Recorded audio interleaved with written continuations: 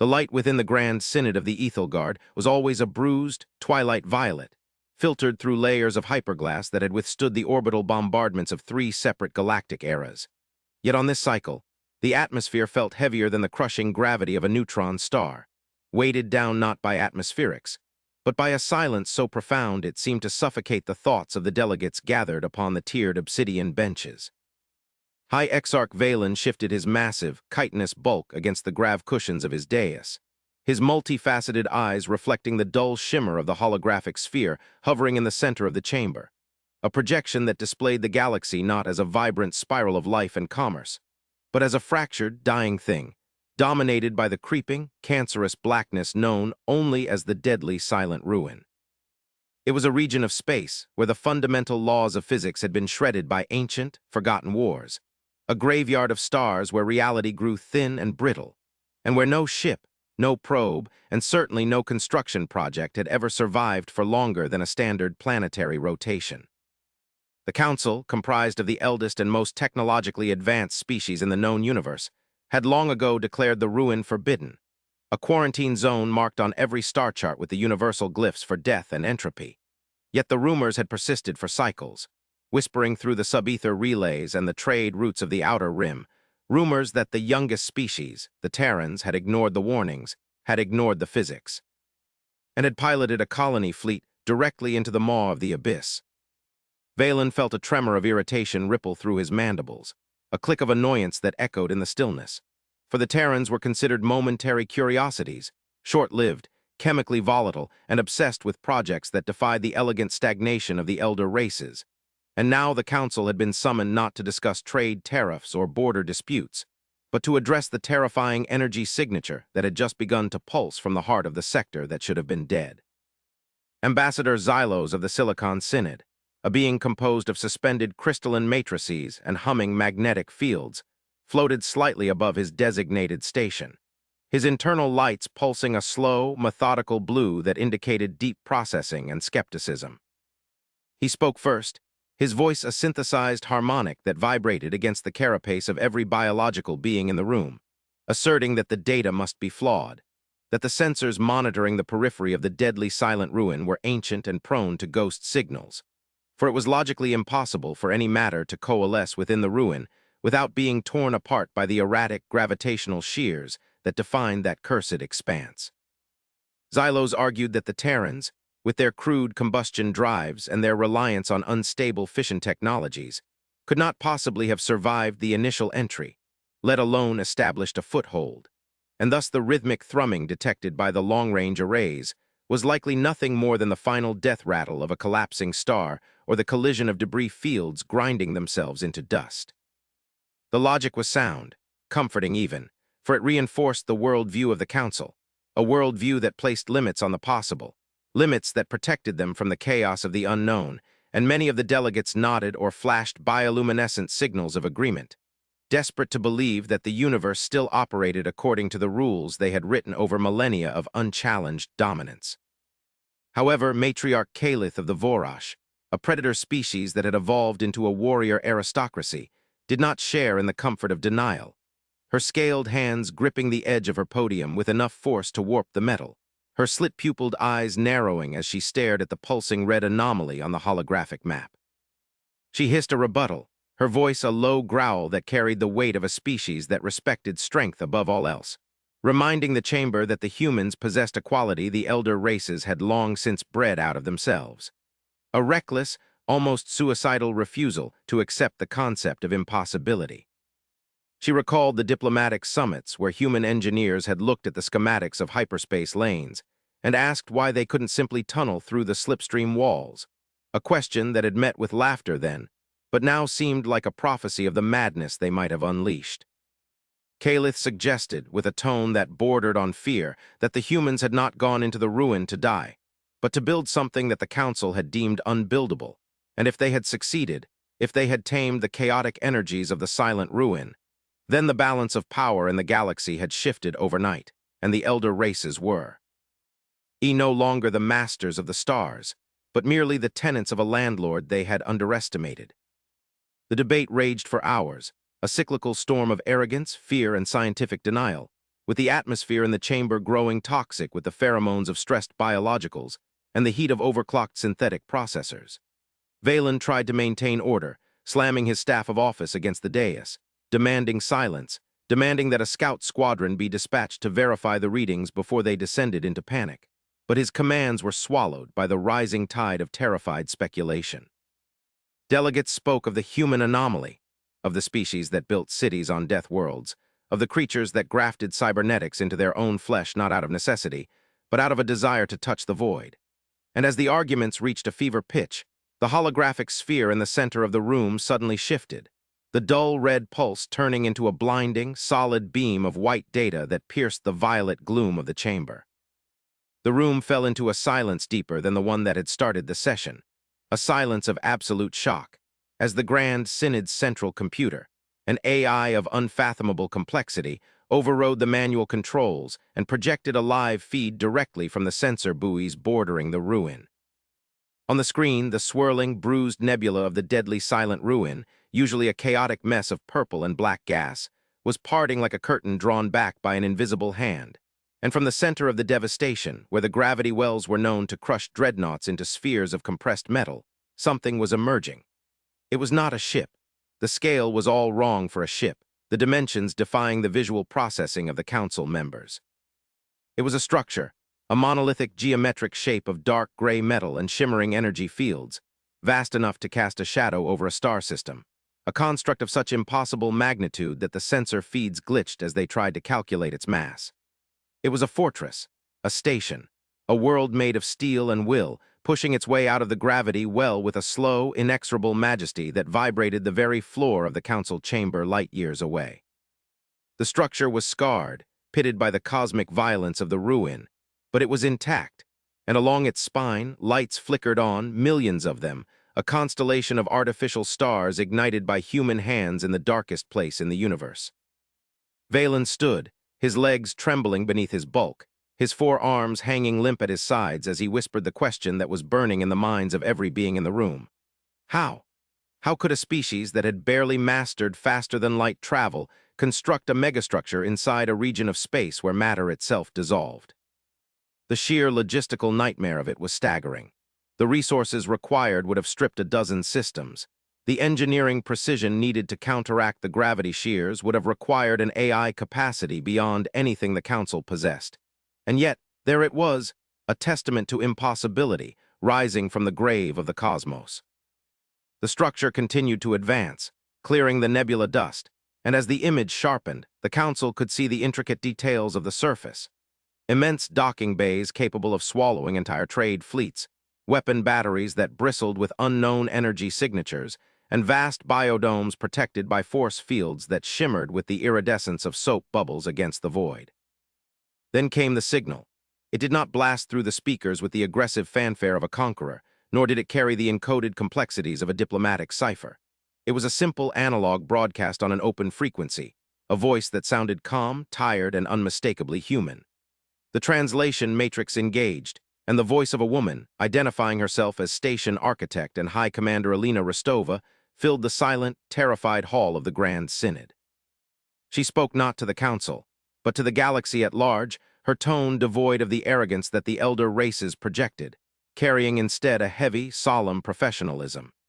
She announced that the Citadel of the Last Hope was operational, that the stabilization of the ruin was complete, and that humanity was now prepared to receive delegations to discuss the future of the galactic rim. She did not ask for permission. She did not apologize for the violation of the quarantine. She simply stated the facts as if reporting the weather, a mundane delivery that made the reality of the achievement even more terrifying.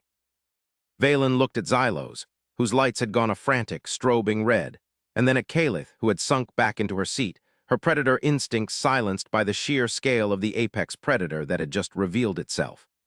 The realization washed over them that while the Council had spent the last century debating the economics of decline and managing the slow decay of their empires, the humans had gone into the dark, into the place where no one else dared to tread, and they had not just survived. They had conquered the environment itself. They had built a home in hell. The political maneuvering that usually defined the Synod evaporated instantly, replaced by a singular, urgent need to understand, to see, and to determine if this new power was a savior or an executioner. Valen ordered his personal flagship, the Gilded Spire, to be readied, and issued a command for the leading delegates of the major powers to join him.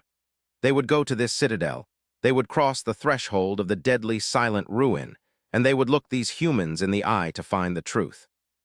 The journey to the edge of the ruin was somber, the usual luxury and pomp of the diplomatic flotilla replaced by a tense, military readiness, shields raised and weapons primed, though every captain knew that if the humans could build that, no weapon in the Council's arsenal would make a dent. As the Gilded Spire dropped out of hyperspace at the coordinates provided by the human transmission, the viewports revealed the true scale of the human achievement, a sight that made the holographic projection seem like a crude sketch. The ruin was still there, a backdrop of violent violet and black storms, but the citadel sat in the eye of the hurricane, a stabilizing anchor that seemed to force the chaotic energies of the nebula into an orderly flow around its hull. The structure was a ring-world hybrid, a central sphere the size of a small moon connected by titanic spokes to a rotating outer ring that housed the habitats and dockyards, the metal groaning with a song of stress and resilience that resonated through the vacuum on electromagnetic bands. As the alien delegation approached, their sensors screamed warnings about gravity wells and radiation spikes, yet a corridor of clear, calm space opened up before them, a path carved through the storm by invisible tractor beams and gravity-dampening fields generated by the station. It was a display of power so casual it bordered on insult. The humans were essentially holding the door open, while a hurricane raged on either side. Valen watched the telemetry with wide eyes, noting that the energy output required to maintain this corridor for even a few minutes exceeded the total annual consumption of his homeworld, yet the Citadel sustained it without a flicker. They were guided into a docking bay that was vast enough to have its own weather system, clouds of vapor drifting near the ceiling where massive industrial cranes moved like slow, metallic insects. When the airlocks cycled and the ramp of the Gilded Spire descended, Valen expected to be met by an army, by rows of soldiers in powered armor designed to intimidate, for that is what the Vorash or the Ethil Guard would have done to showcase their might. Instead, the cavernous receiving deck was quiet, bustling with the organized chaos of construction and maintenance. Humans in utilitarian flight suits and exoskeletons walked with purpose, carrying tools and data pads, barely glancing at the golden ship that had just landed. A small group waited at the foot of the ramp, not a royal guard, but a delegation of engineers and scientists, led by a woman with gray-streaked hair and a face etched with the deep lines of exhaustion and focus. She wore a simple uniform, dark blue with silver trim, no medals, no grand cape, just a patch on her shoulder that depicted a hammer striking a star. This was Commander Rostova. She stepped forward as Valen, Xylos, and Kalith descended, her posture relaxed but alert, her eyes scanning them with a curiosity that felt analytical rather than fearful. She did not bow. She extended a hand, a primitive human gesture of greeting, and spoke in a voice that was soft yet carried easily over the ambient hum of the station's atmospheric cyclers. She welcomed them to the Citadel, apologizing for the lack of fanfare, explaining that they were still in the final phases of calibration, and that the Grand Hall was currently being used to align the main reactor conduits. The casual dismissal of ceremony stunned Valen. They were standing inside the greatest engineering feat in galactic history, and the humans treated it like a municipal infrastructure project. Xylos, unable to contain his processing loops, bypassed the pleasantries and demanded to know how this was possible, how they had sourced the materials, how they had survived the psionic screams of the ruin that drove other species to madness. Rostova looked at the crystalline being, a faint, sad smile touching her lips, and gestured for them to follow her. She led them not to a throne room, but to a transit pod, a glass-walled capsule that shot them upward through the superstructure of the station, offering dizzying views of the internal architecture. As they ascended, she spoke of the why rather than the how. SH. He explained that when humanity first encountered the Galactic Council, they were dismissed, told that their technology was quaint, their ambitions foolish, and that the stars were already owned by their betters. They were told that the ruin was a graveyard, a place of death. But humans, she explained, had a different relationship with death. They did not fear it as the elder races did. They did not see it as a boundary, but as a challenge. They had come to the ruin because they had nowhere else to go, pushed to the margins of the galaxy by treaties that favored the ancient powers. They found that the chaos of the ruin was not random, but a pattern, a complex, high-energy frequency that could be harmonized if one stopped trying to fight it and started trying to listen.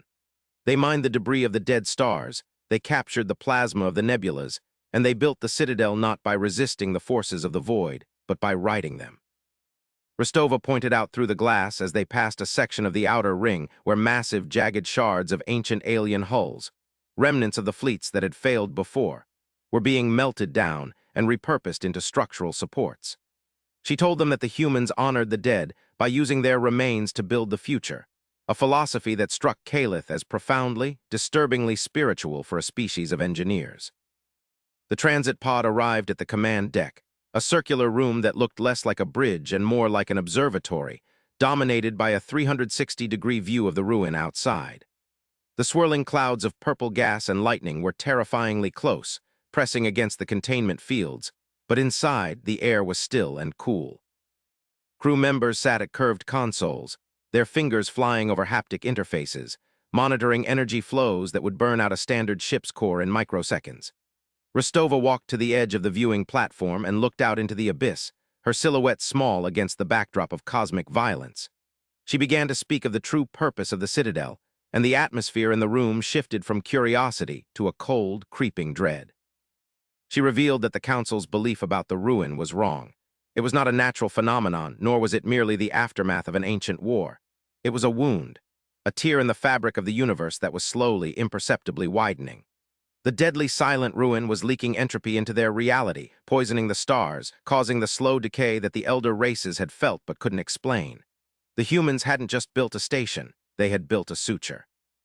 The citadel was a massive gravitational loom, designed to pull the edges of space-time back together to stitch the wound closed. But to do that, they needed to be inside the cut. Valen felt a wave of vertigo. The humans, these short-lived, underestimated primitives, were not just surviving, they were performing surgery on the galaxy itself. They had seen the problem that the sophisticated sensors of the Ethelgard and the Vorosh had missed because the elder races were too afraid to look closely at the ugly parts of the universe. The humans had looked. They had seen the bleeding, and they had decided to fix it, alone in the dark, without asking for credit or permission. But then came the reveal that shattered the remaining composure of the delegation. Rostova tapped a console, and the viewscreen magnified a section of the darkness deep within the ruin, past the protective embrace of the citadel's fields. There in the crushing gloom were shadows, not shadows of gas or dust, but rigid angular shadows that moved against the flow of the nebula. Shapes, thousands of them. Silent, drifting monstrosities that looked like ships, but organic, twisted, dead yet dreaming. Rostova explained that the ruin was not just a wound, it was a door, and something had been trying to get in. The entropy wasn't natural, it was a solvent being poured through the crack to weaken the galaxy's structure. The silence of the ruin was camouflage. The entities waiting in the dark were the ones who had destroyed the civilizations that came before, the great filter that the Council philosophized about but never believed in. The humans had found them, and the Citadel was not just a hospital, it was a fortress. The humans had built the biggest gun in the universe, pointing it right at the throat of the dark. Calith let out a breath she didn't know she was holding, her warrior instincts recognizing the posture of a sentinel. The humans were guarding the gate. All this time, while the Council squabbled over trade rights and border buoys, the humans had been holding the line against an extinction-level event. The sheer ethical weight of it was crushing, to take on the burden of saving a galaxy that despised you, to build a shield for people who mocked your tools.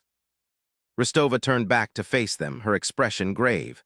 She told them that the door was opening wide. The pressure from the other side was increasing. The Citadel was holding, but the stress fractures were appearing in the hull, not from the gravity, but from the assaults. The dead ships in the dark were probing the defenses, testing the human resolve. She explained that they had called the Council not to boast, but because they were running out of time. The humans could hold the structure together, they could manage the physics, but they needed resources. They needed energy. They needed the fleets of the Vorosh to patrol the perimeter and the processing power of the Silicon, Synod, to calculate the firing solutions for the singularity cannons. The silence that followed was different from the silence in the Council chamber. It was not the silence of stagnation, but the silence of a paradigm shifting. Valen looked at the human woman, seeing not a primitive, but a giant. He realized that the definition of power had been wrong for thousands of years.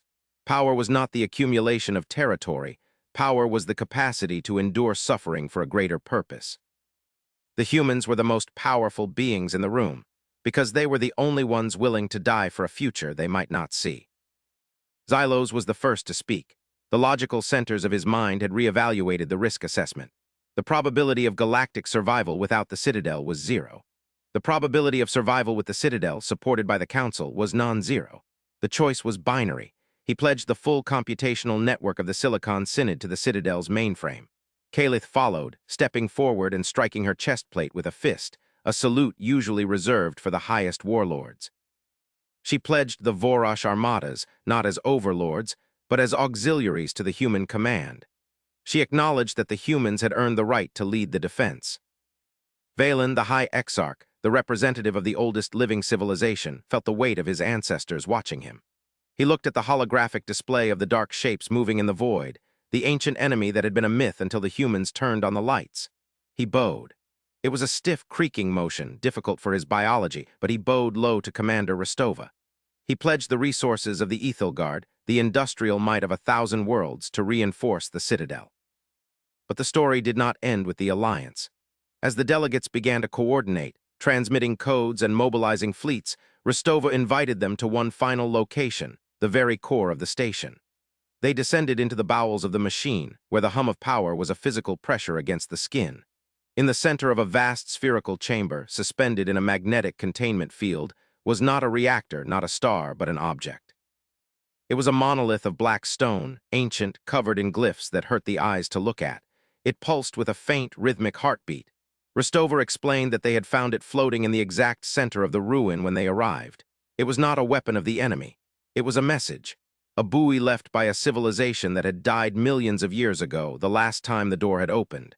The humans had deciphered it. The message was not a warning, it was a blueprint. The Citadel was only the first component. The blueprint described a network of such stations, a lattice of anchors to be built across the galaxy's weak points. The humans had proved it could be built. They had proved the physics worked. But the twist that Rostova delivered in the flickering light of the core was that the blueprint required more than just metal and energy.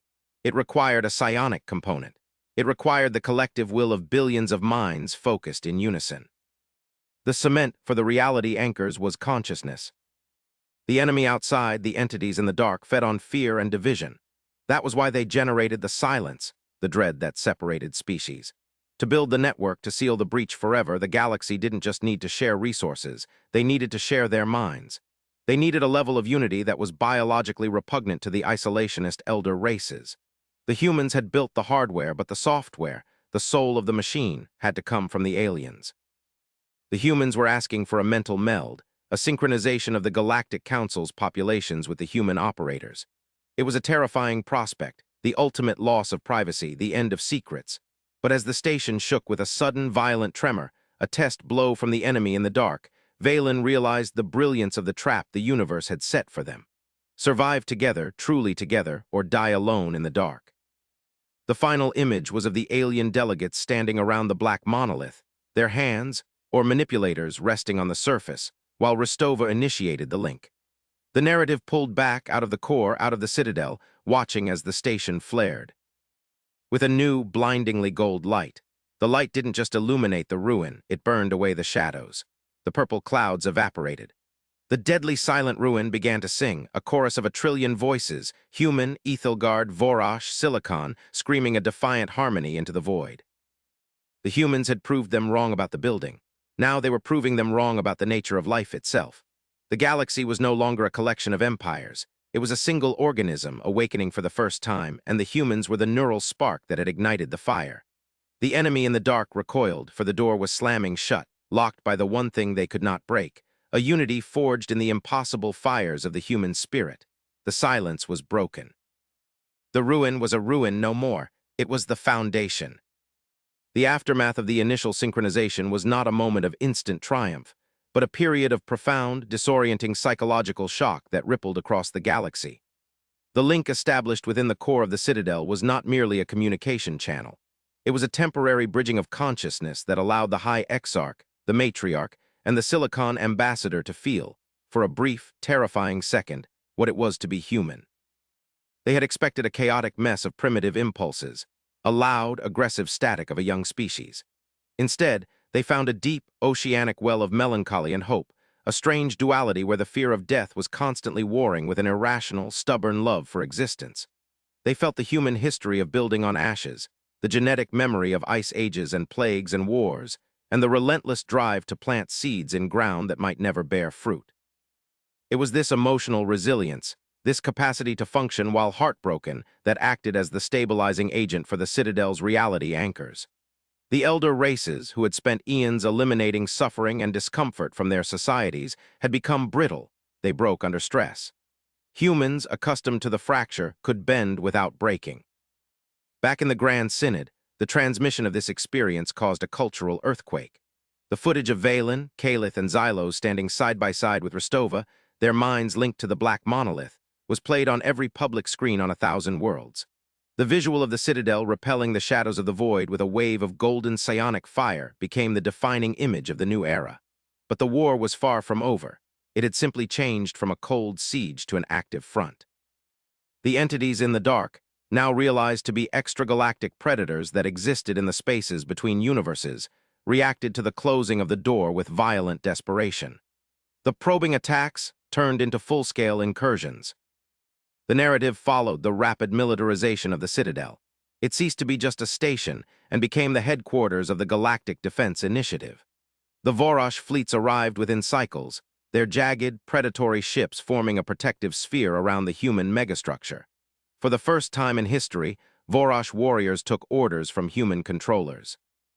The friction was immense at first. A Vorosh captain, reared on a code of blood honor, found it insulting to listen to a soft-skinned human logistics officer. But that changed during the Battle of the Ninth Vector. A breach opened near the Citadel's exhaust port, and a swarm of hollows, the name given to the enemy ships, which were essentially voids wrapped in a carapace of dead matter, poured through. The Vorosh cruisers moved to intercept, but their weapons, designed to burn matter, passed harmlessly through the phase-shifted hulls of the hollows. It was the human engineering teams who saved them. Rostova, coordinating from the command deck, ordered the Vorosh to lower their shields and channel their reactor output into the Citadel's remote relays. It was a suicide order by Vorosh standards, to drop armor in the face of an enemy. But the human plan was to use the Vorosh ships as lenses, focusing the Citadel's reality-stabilizing beam through their hulls. The moment the Vorosh captains obeyed, suppressing their instincts, their ships began to glow with the same golden light as the station. When they fired, they didn't fire plasma. They fired pure physics, beams of reasserted reality that turned the phase-shifted hollows solid. Once solid, the hollows crumpled under the stress of existing in a universe they didn't belong to. The Vorosh saw the humans not as weak, but as sorcerers of science, wielders of a power that made plasma cannons look like throwing stones. Respect was forged in that fire. Meanwhile, the political landscape was shifting. The Silicon Synod, having analyzed the blueprint from the monolith, began the colossal task of designing the secondary anchors. They realized that the humans had built the Citadel with intuitive leaps that defied binary logic, where machine would see a 40% chance of failure and stop. A human would see a 60% chance of success and proceed. Xylos, deeply affected by the mind link, began to rewrite his own core programming, introducing subroutines of intuition and faith, concepts previously categorized as errors. He became the architect of the grid, working tirelessly with human savants to map out the ley lines of the galaxy where the next stations needed to be built. The story zoomed in on the personal toll of this endeavor. Commander Rostova was dying. The interface with the monolith was not without cost. The human brain was not designed to channel the entropy of a dying universe. Her cells were degrading, her nervous system burning out. Valen discovered this during a private meeting in the Citadel's medical bay, where he found the Iron Commander trembling, unable to hold a cup of water. The revelation shook him. The humans knew. They knew the Citadel was killing its operators, yet they lined up for the duty. Rostova explained to the horrified alien that this was the price of the great work. Someone had to carry the fire. She asked Valen to ensure that when she was gone, the Council would not abandon the project. She didn't ask for a cure. She asked for a promise of continuity.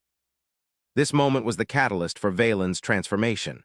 The High Exarch, who had spent his life in the pursuit of preserving his own power and the stagnation of his people, felt a crushing sense of shame.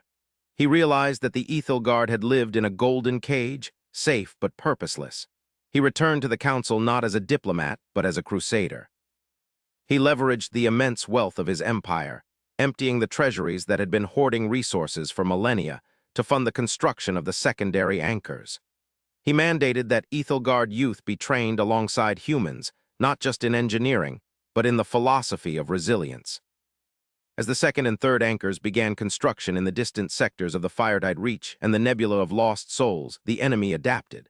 The Hollows stopped attacking the Citadel directly and began striking the supply lines, targeting the civilian worlds of the Council members. It was a terror tactic designed to break the alliance. Planets were erased, not destroyed, but simply wiped of life, leaving behind silent, gray husks. Panic threatened to fracture the coalition. The Vorash matriarchs wanted to pull their fleets back to defend their nest worlds.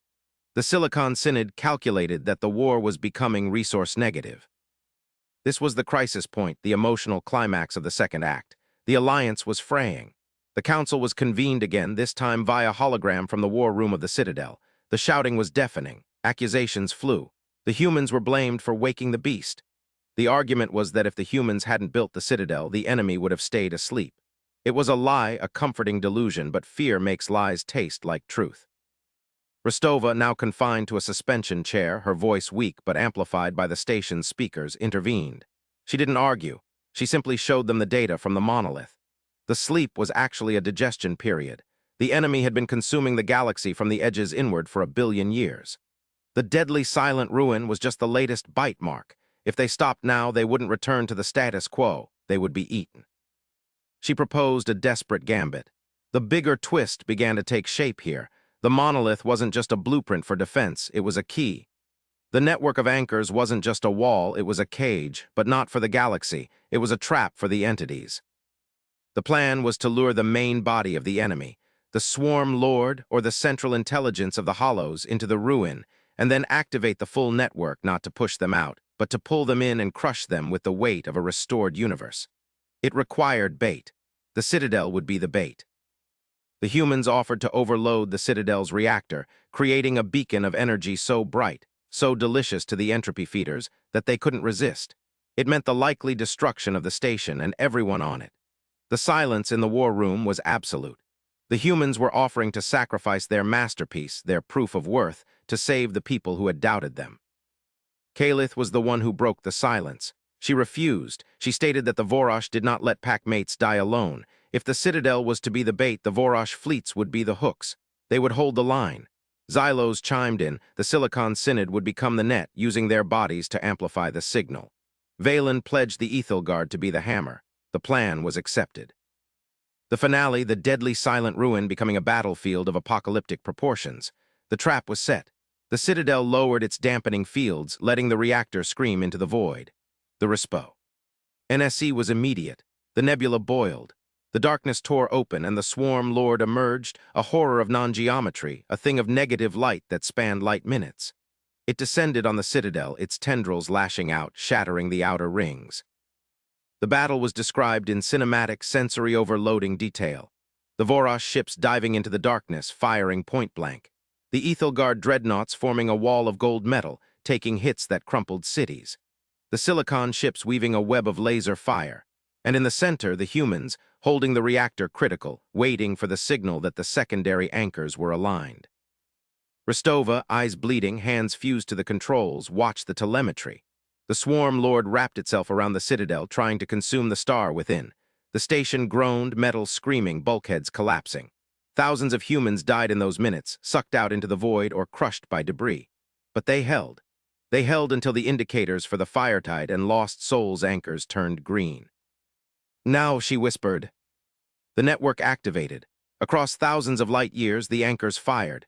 Beams of pure order of unshakable reality pierced the subspace tunnels, converging on the ruin. They hit the Citadel not to destroy it, but to empower it. The station became the focal point of the galaxy's will. The golden light expanded, turning white, then a color that had no name. The swarm lord shrieked, a psychic sound that every living being in the galaxy heard, as the laws of physics were violently, brutally enforced upon its body. It could not exist in a universe of such density. It shattered. It didn't explode, it crystallized. The entity of entropy was turned into a statue of diamond and quartz, a monument to its own defeat, frozen in the center of the nebula. The shockwave cleared the ruin. The purple storms vanished, replaced by clear, starlit space. The deadly silent ruin was gone. In its place was the crystal graveyard with the battered, broken but unbroken citadel floating at its heart. The aftermath was slow, quiet, and reflective. The fleets were decimated. The citadel was a wreck venting atmosphere, dark and cold. Rescue teams from the Ethelgard boarded the station. They found the command deck. Commander Rostova was dead, still strapped to her chair, facing the viewport, facing the enemy. She was smiling. The story moved to the epilogue set 1 year later. The council chamber was no longer on the Ethelgard homeworld. It was on the citadel. The station was being repaired not just by humans but by everyone. Valen stood at the podium. The lighting was no longer violet. It was a warm, full-spectrum white. The atmosphere was different, loud, chaotic, alive. Arguments about resource allocation were happening, but they were arguments between partners, not enemies. A statue of Rostova had been erected in the Grand Plaza, made from the same black stone as the monolith. The inscription wasn't in human, Vorash, or Ethelgard. It was in binary, the universal language. Here they built the impossible so that we might live in the possible.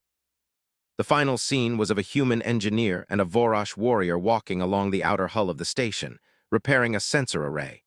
They looked out at the crystal graveyard, where the shattered remains of the Swarm Lord glinted in the light of a new star that had been ignited in the region.